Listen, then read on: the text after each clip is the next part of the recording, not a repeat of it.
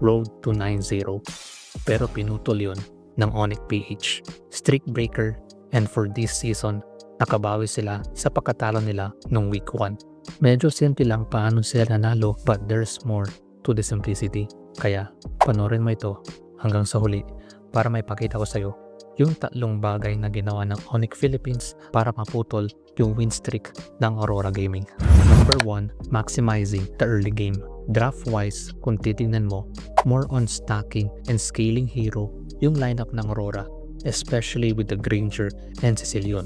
While for ONIC, it's the early burst damage and immediate set pick-off yung draft composition nila. So drafting wise, iti-take advantage ng ONIC na malakas sila sa early game. Kaya makikita mo, unang nakapwesto agad yung kupunan ng ONIC, and the early burst damage will help para mapalow yung mga heroes ng Aurora. Tapos sina Brusco, Super Friends, and Kirk will do their best para i-hold yung Lucas para hindi niya masecure yung turtle, which yun yung nangyari. Tapos may kasama pang kill. Though yun din yung plano nila Renegade na i-disrupt si King Kong, pero nanaig yung ONIC dito because na-maximize nila yung kalakasan ng lineup nila sa early game. Simple lang siyang tignan, but the understanding of the winning condition of the draft and roles ng bawat hero is what led to their success.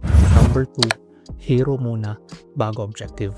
Kung matagal ka nang sumusubaybay sa channel ko, same lang din siya sa hero muna bago Lord. And very straightforward yung reason bakit ito ginagawa sa high level MLBB. Mas konti kasi HP ng hero kaysa sa turtle. So doon pa lang, alam na natin sino mas priority kung HP lang yung usapan. Kaya makikita mo, yun yung unang gagawin ng ONIC bago sila mag-contest sa turtle. And that is by going for Edward first. Ang advantage, once inuna mo, yung hero is makaka-1 ka. So in terms of numbers game, pagdating sa hero, lamang ngayon ang ONIC. Though ang initial reaction after ma-1 is to back off, I believe sumugal na lang dito yung Aurora kasi kung nag-back sila, wala silang bawi. So either they get it or sila yung mapupurnada. Unfortunately, napunta pa rin kay King Kong and sila pa yung napasama kasi not only nakuhanan sila ng turtle, naka-pick off pa uli yung ONIC.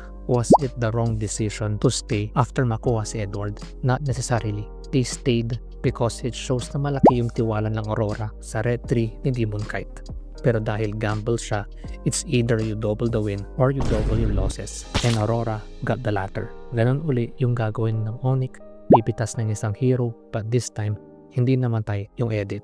Pero that gave them the space that they need para yung initiative asa kanila and mag-back yung mga makunat na hero sa Aurora, and once may humarap na malambot, yun yung unahin nila, which sa kasamaang palad, si Demon Kite yung humarap at siya yung tumumba.